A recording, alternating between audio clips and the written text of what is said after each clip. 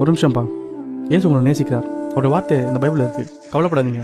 பைபிளை படித்து பாருங்கள். உங்களுக்குள்ள கண்டிப்பாக மாற்றம். உங்களுக்கு கண்டிப்பாக அவர் ஆஸ்வதிப்பார். அவருடைய ராஜ்யத்துக்கு யாரா நீ தெருக்கு தெருக்கு ஒருத்தம்பி கிளம்புறீங்க? அறிவே கிடையாதா?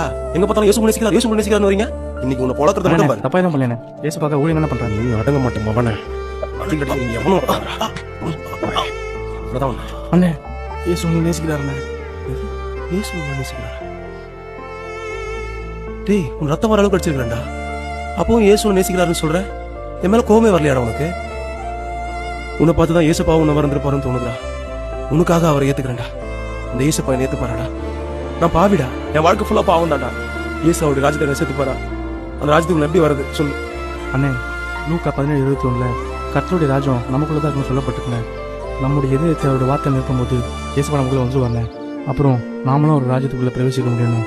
அந்த ராஜ்யத்துக்கு முடிவே இல்லைண்ணா.